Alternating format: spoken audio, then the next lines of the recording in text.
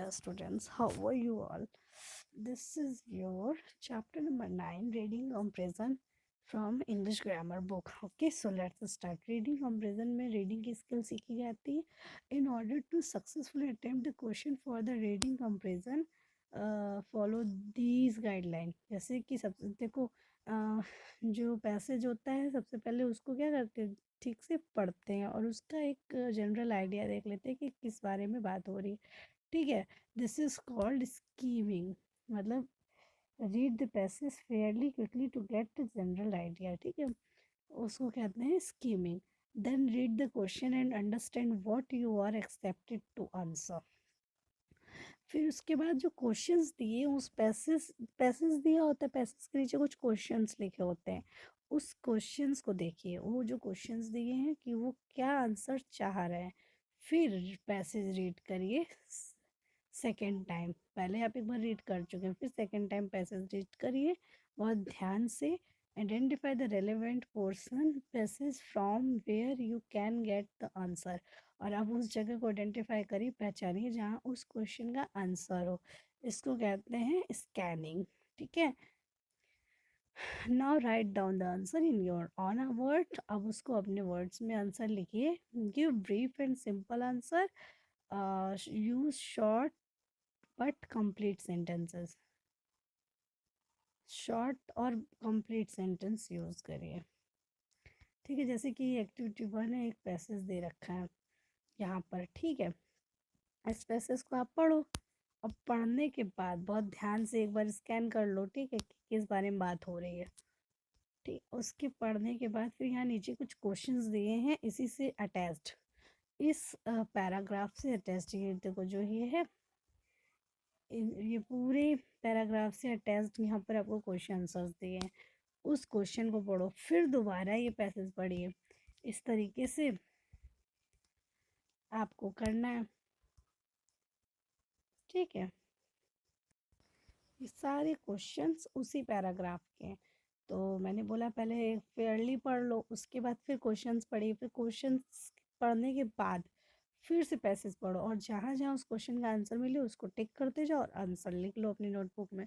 बस यही होता ही है. और जैसे इसमें दे रहा है कि from the passage find the synonyms of the following word. तो स्मॉल की जगह उस पैसेज में क्या लिखा है जिसका मीनिंग स्मॉल जैसा है, छोटे जैसा है. ठीक है ना, ये चीज़ देखनी होती है. दो यहाँ पे पैसेज है आपको, और दोनों पैसेज आप ध्यान से पढ़िए और उसके फिर उससे रिलेटेड जो क्वेश्चंस हैं उनको कंप्लीट करिए. यही आपका होमवर्क है. ठीक है,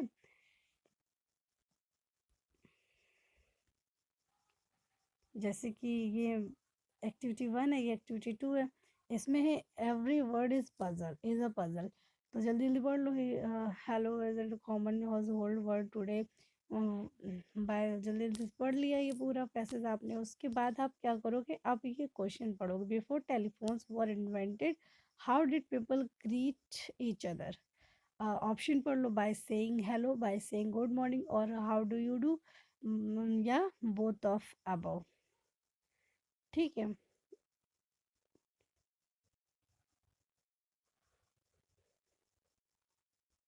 जब फ़ोन बना था उससे पहले लोग कैसे एक दूसरे को ग्रीट कर देते थे. यहाँ इस पे कहीं ना कहीं दिया होगा, ये देखो दिया है यहाँ हाउ डू यू डू लिखा हुआ है ना, तो आप समझ लो कि इसी के आसपास आंसर है ना. ये देखो, ये मिला इसका आंसर.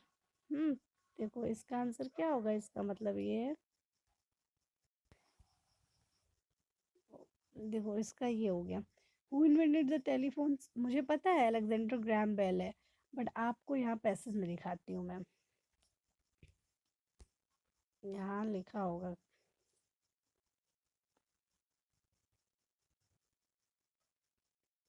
ये देखिए लिखा है, it was only 1817 that Alexander Graham Bell invented the telephone. ठीक है, तो इस तरीके से आपको सारे आंसर इसी पैराग्राफ के अंदर मिल जाएंगे.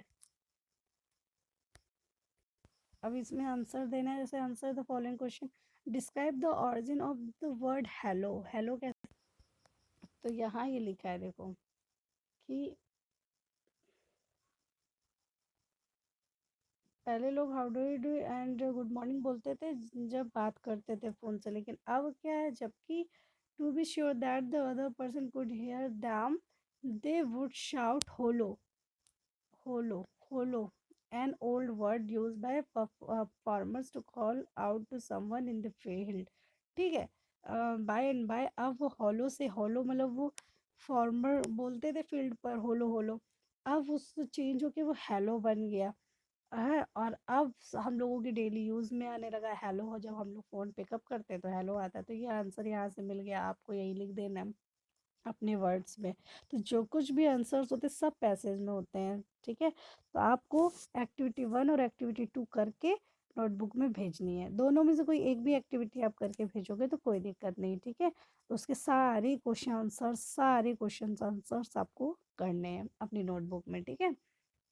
अब हम लोग स्टार्ट करते हैं चैप्टर नंबर 10, ठीक है। एक एक्टिविटी 1 और 2 से कोई एक एक्टिविटी करनी है। अब इसके बाद चैप्टर 10 स्टार्ट करते हैं अभी इसी वक्त। Listening comparison, chapter 10। Listening comparison क्या होता है कि बेटा देखो, लिसनिंग स्किल भी बहुत इंपॉर्टेंट होती है। और कैसे सुना जाता है ये देखो guideline. The passage will be read out twice over by your teacher, okay.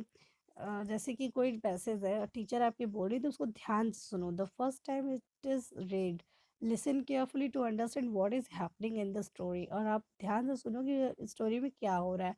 During the next reading try and grasp the detail included in the passage. Based on your understanding of the passage, you will answer the questions below. Write in your own words. Keep the answers brief and use short answers, sentences. और उसको अपने words में उसके answers दो। और brief होना चाहिए और शॉर्ट होने चाहिए, ज़्यादा बड़े होने नहीं चाहिए आंसर्स, ठीक है ना। तो ये एक्टिविटी है जैसे, तो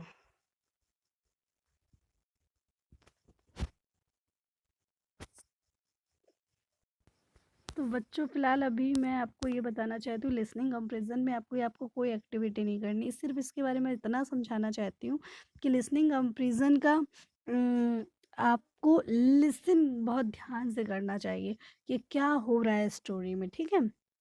और उसके अकॉर्डिंगली आपको जब क्वेश्चंस पूछती हैं ना मैम, टीचर जब क्लास में पढ़ाती हैं मैम, तो आपसे पूछती हैं ना कि क्या हुआ था इस स्टोरी में, फिर पूछती हैं किस सन में हुआ था, कि उसके पिताजी का नाम क्या था। तो उस जब आप ध्यान से सुनोगे तभी आप बता पाओगे। बस यही बात है और कुछ भी नहीं है। इसकी कोई भी एक्टिविटी आपको नहीं करनी, सिर्फ आपको 9th चैप्टर की 2 एक्टिविटी हैं, उनमें से कोई एक एक्टिविटी करके देनी है अपनी नोटबुक में बहुत ध्यान से, ठीक है।